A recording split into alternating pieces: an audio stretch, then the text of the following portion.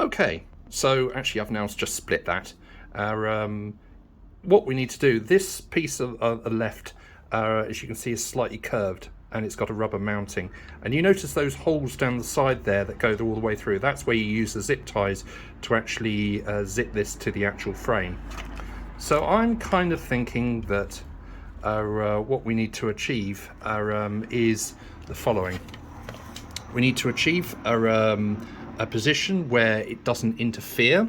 Bearing in mind you've got an electrical connector, and I'm trying to keep the electrical connector way away from any suspension components or any hot engine. So I'm kind of thinking that that needs to be 90 degrees and out of the way. There are other considerations as well. You see that hole at the side? That's where the fluid, the Scottoiler fluid, actually goes in.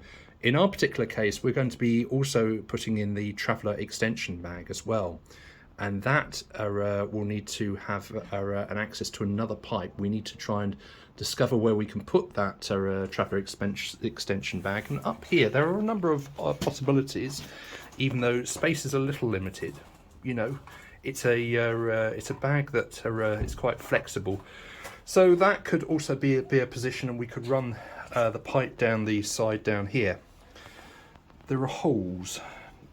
Don't know if you can just see there. That's useful because that's where we can run pipe work as well. So yeah, I think there are many options in terms of fitting.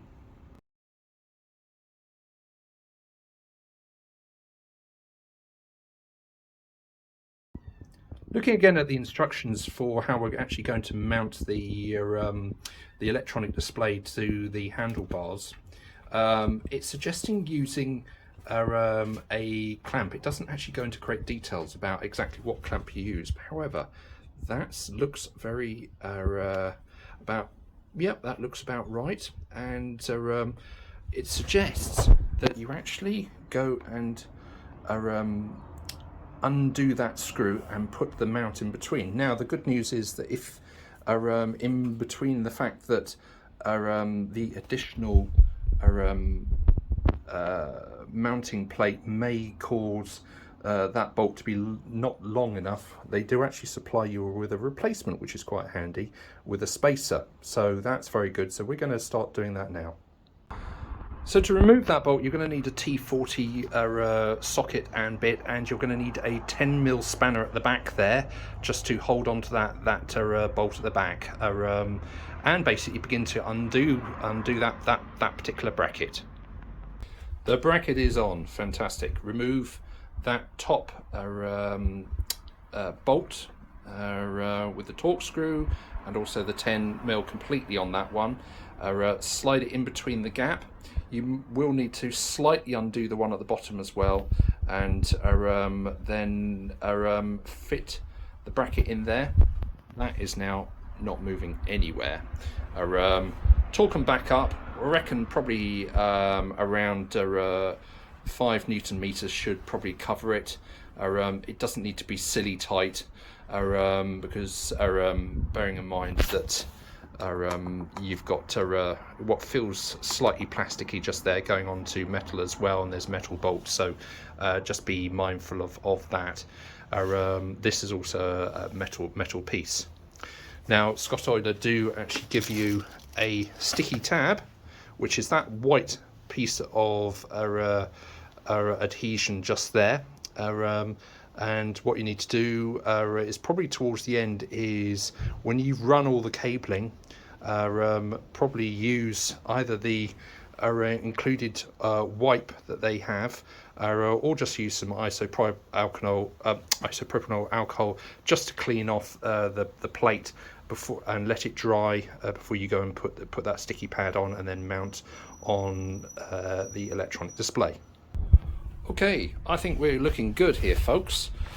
So the display would probably go on the back, something like that. Remember, you need to give yourself plenty of cable space because the handlebars do need to turn, and you don't want the Scottoiler cable display restricting the turn of your handlebars. Bearing in mind there are several connectors one needs to be careful of, but the best way forward on this one is actually to follow the existing loom where you can do.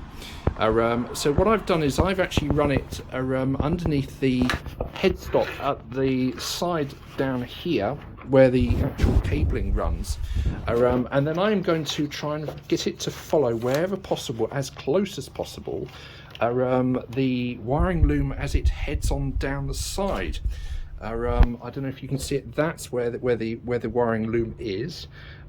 Just literally, I mean, you can zip tie it if you feel appropriate underneath the airbox feeds. Okay, and you'll notice again that there is you can see again where the loom is. It will change itself ever so slightly. But just try and essentially just tuck it in. Try and keep it as close to the existing loom as possible.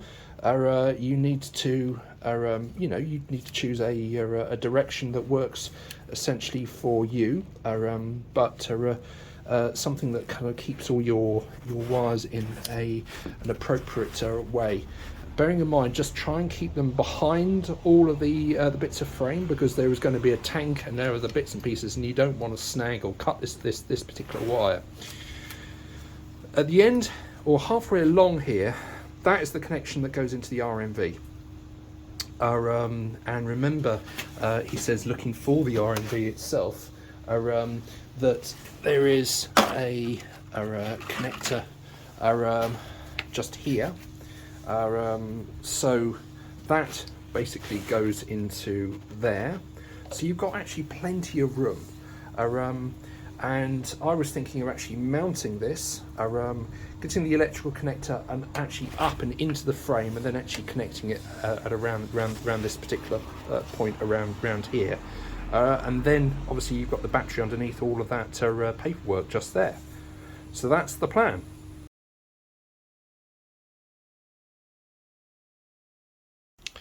Okay, the fitting of the RMV has now been completed. Couple of things that I've only ever fitted the V system before, which is the vertical gravity version of this, where you need to tap into the into the vacuum pipe. This is different because this is fed electrically. The key things that you need to take into account is that the oil needs to go in the little hole at the side here, and it comes out, instead of the bottom on the V system, it comes out at the top here, which means that you need to run the oil delivery pipe probably up, around, and then down before you deliver it along the swing arm, and that is a difference.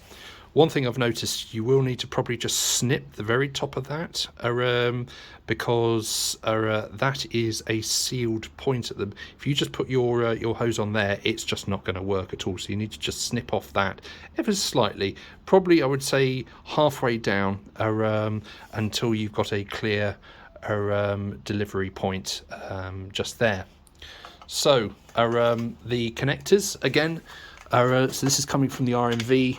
That's going to basically, you need to tidy all of this up, and probably down the side of the frame at that particular point, and then we need to bundle up the wires that we've got down there and put those onto the battery terminal.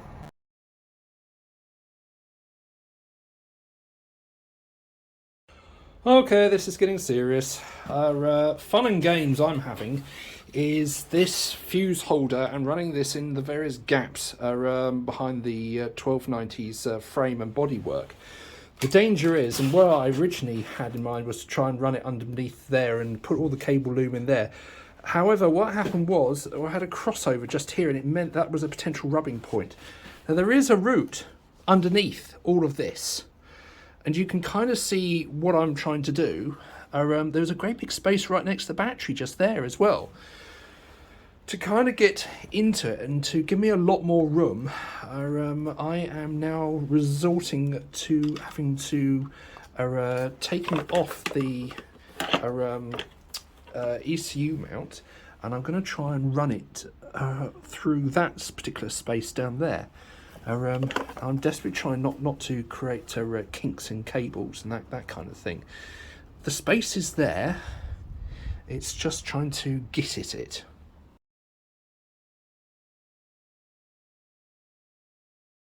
Hey, it's amazing when you actually use your brain occasionally. You can actually see the obvious mistakes. Right, so originally I had it going down and under, then back out at the bottom there. Completely and utterly stupid. Just, you know, sometimes just have a look at exactly where the existing runs are, you know. I've got to take off that zip tie, and then, but all I needed to do was just run it around the other side of that hook. And look, oh, look at that. I'm actually in the battery box itself.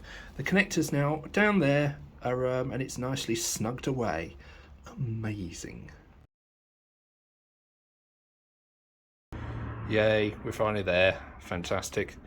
That's the ECU back in. Had to take that out just to give me clearance. Again, all the cabling goes underneath here. There is a great big space down the side there. So that's what I've actually utilised. Again, I haven't really chopped. I haven't chopped any wires at all. I've just literally buried the wire there, and just slipped it in at the bottom of the terminals there. You don't need to undo the battery terminals, as I tried to earlier, and it's sparking every 2 moments, which is never great. But just literally slip it in the bottom of the terminals there, keep it out of the way, and make sure that when you close the lid like that, it's nice and true. So that's exactly what you need to do on that.